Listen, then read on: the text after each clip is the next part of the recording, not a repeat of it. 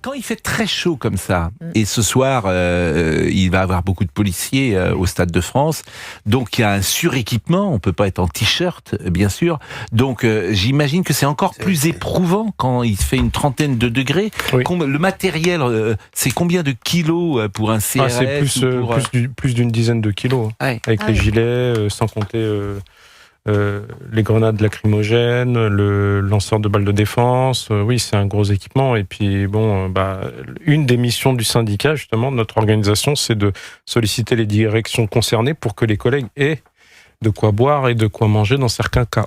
Oui, et c'est sûrement éprouvant. Et puis, il y a toujours un peu plus de tension, sans doute, lorsqu'il fait très chaud. C'est plus compliqué. On a d'énormes craintes déjà par rapport à ce qui s'est passé hier soir, mais c'est encore pire la semaine prochaine parce qu'on sait qu'il va faire très très beau.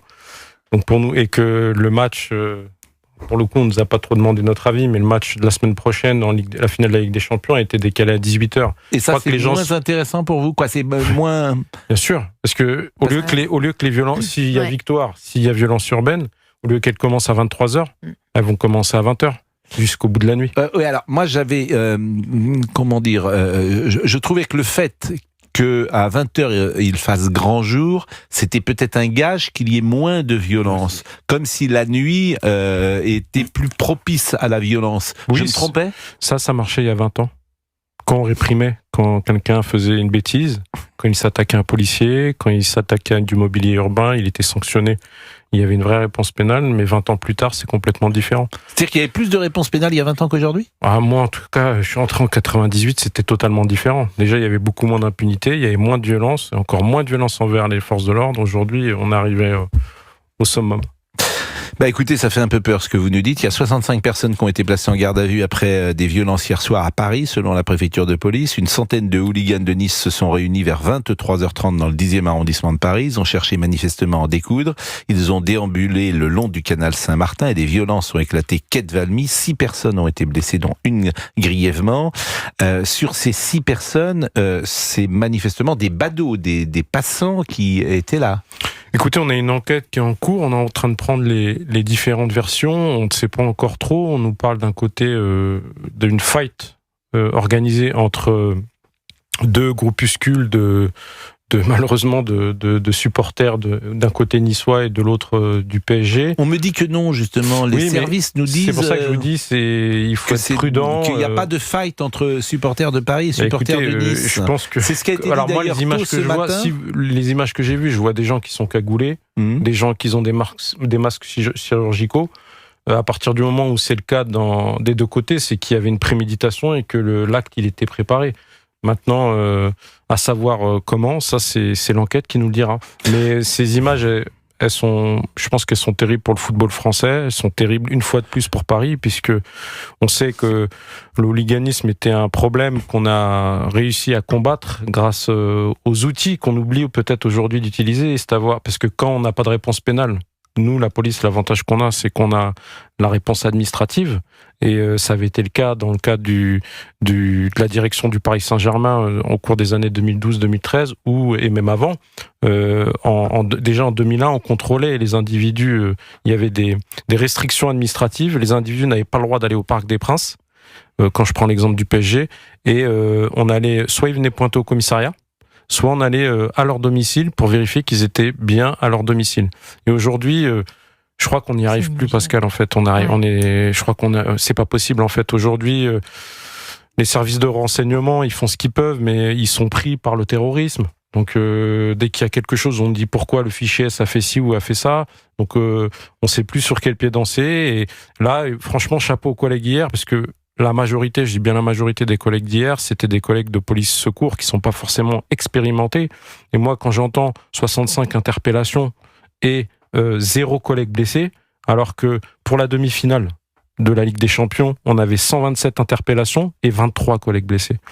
Voilà, je laisse faire le calcul, je laisse les gens se poser les questions que moi, en tout cas, je me pose et que j'arrive pas à comprendre. Il est 16h24, on est avec César Belladj, vous êtes sur l'antenne d'Europe 1, il est porte-parole du syndicat de police Unité Île-de-France, vous intervenez régulièrement avec nous et chaque fois c'est un peu plus sombre, je trouve, je suis étonné d'ailleurs de ce que vous dites et je vous comprends tellement. Alors, on a retrouvé des gants coquets, on peut expliquer ce que sont des gants coquets? C'est des gants comme les motards avec des protections qui vous permettent de ne pas vous blesser et surtout d'amocher un peu plus votre adversaire. C'est pour ça que je vous parle d'une vraie préméditation, c'est-à-dire que c'est des gens qui s'étaient préparés de longue date pour ce type de fait. Moi, ce qui me dérange en interne, aujourd'hui, c'est que, je vais donner un exemple, on a décalé des collègues des compagnies de sécurisation d'intervention parisiennes aujourd'hui qui devaient bosser dans la journée, on les a décalés à la dernière minute, c'est-à-dire qu'on les a empêchés de passer un moment en famille, parce qu'en fait,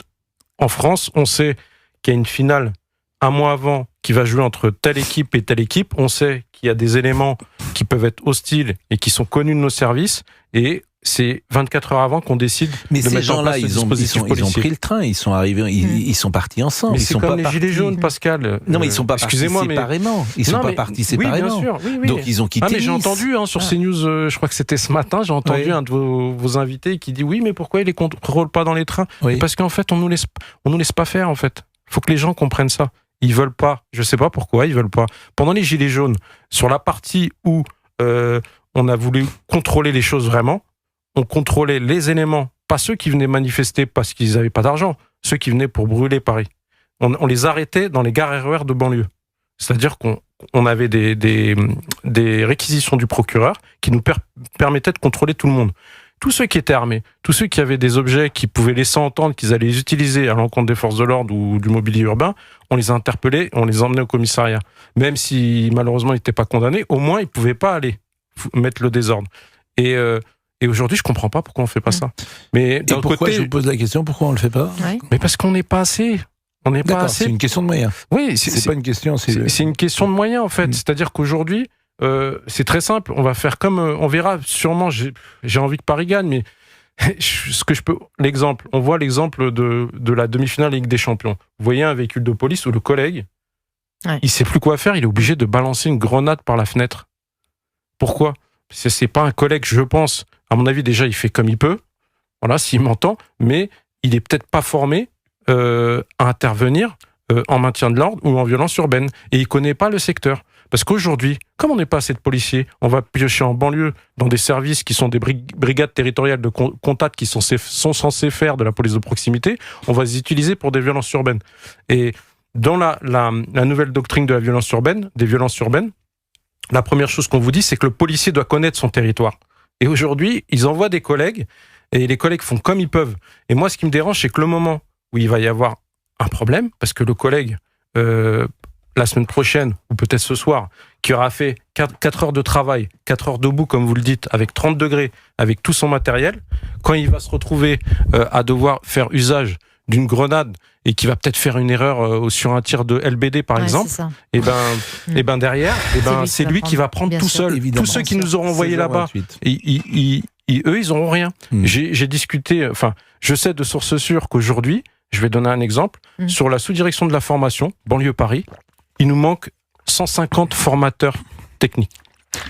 Sachant que ce jour-là, vous aurez en même temps vous aurez également le concert d'Aya Nakamura, qui pour le coup, comme ils ont décalé l'horaire à 18h du match, va tomber les entrées vont tomber pile poil avec le Stade de France, le concert de Damso, le concert de Booz. Donc on va se retrouver avec 150, 200 000 personnes dans les rues et dans la région parisienne qu'il va falloir gérer. Et surtout, va falloir être très gentil avec eux. Moi, c'est ça qui me pose problème. Parce qu'ils sont pas gentils avec nous. Je parle des gens violents, je précise quand même. Et nous, il va falloir qu'on soit gentil avec eux. Je reviens sur ce que vous dites. Coupe du monde de rugby, 0 problème. Voilà. Football. Mais moi, ce qui me dérange, c'est que il y a un an, pas jour pour jour, le lendemain du 31 mai, j'étais sur ce plateau-là avec vous. On en avait parlé pour la demi, on avait dit que ça allait se passer comme ça. Et là, on a dit que ça allait encore se passer comme ça pour la finale.